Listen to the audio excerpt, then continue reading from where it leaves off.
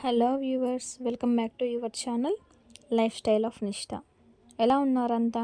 బాగున్నారా? ఈరోజు వీడియో కార్తీక మాసం, కార్తీక పురాణం అధ్యాయం 17.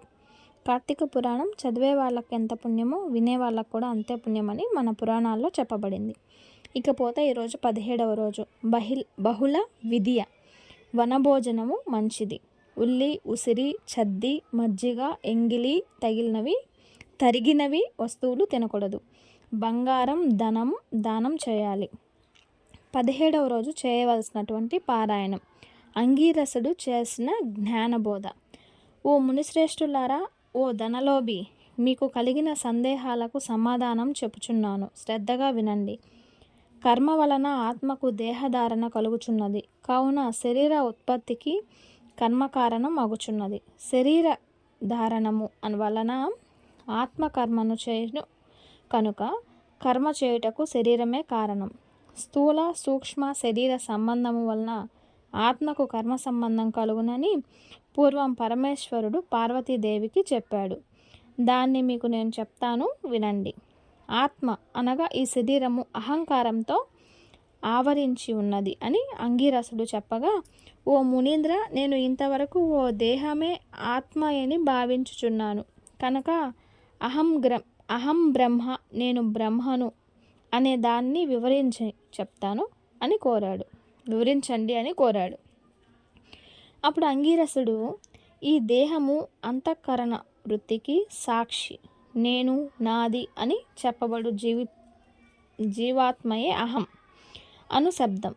సర్వాంతర్యామి అయి సచ్చిదానంద స్వరూపమై పరమాత్మ నా అను శబ్దము ఆత్మకు కుండ మొదలైన వస్తువు వలె శరీరమునకు లేదు. ఆ ఆత్మ సచ్చిదానంద స్వరూపం.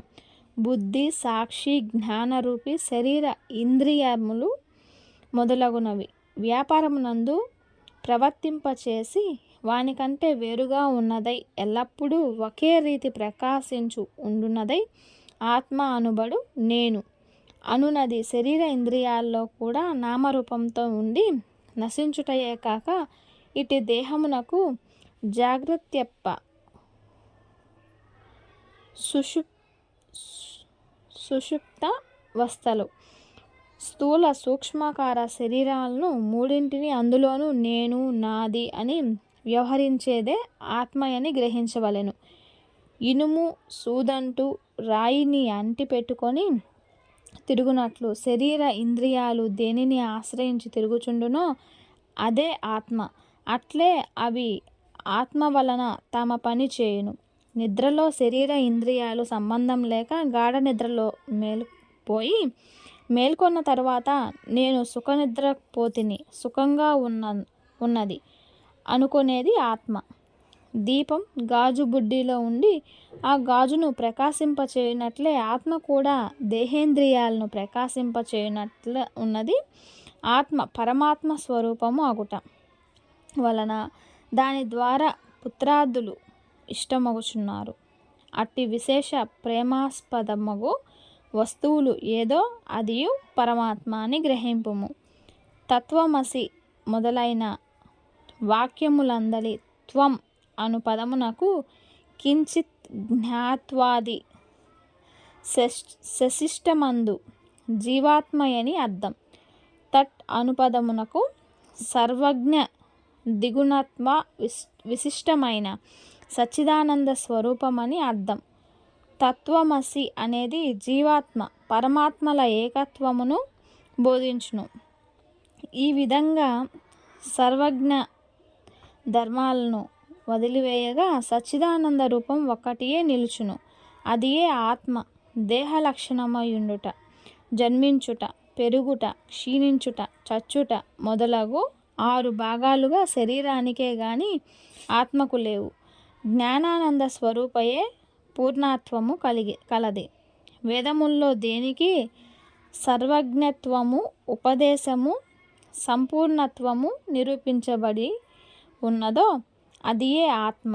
ఒక కుండను చూసి అది మట్టితో చేసినదే అని ఏ విధంగా గ్రహింతుమో అదేవిధంగా ఒక దేహాంతర్యామి అగు జీవాత్మ పరమాత్మ అని తెలుసుకొనుము.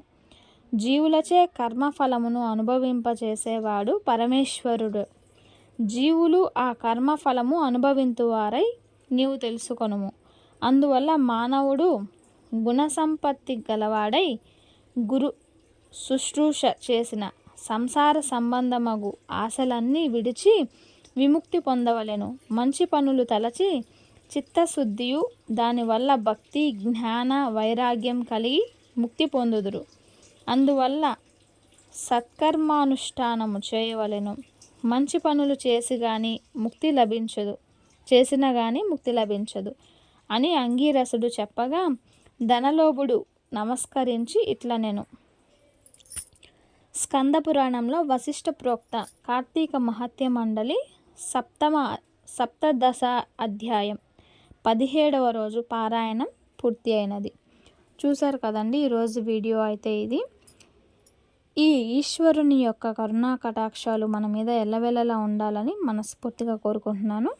ఇకపోతే కార్తీక పురాణ అధ్యాయం నా వీడియోస్ అందరూ బాగా చూస్తున్నారు, వ్యూస్ కూడా బాగా వస్తున్నాయి.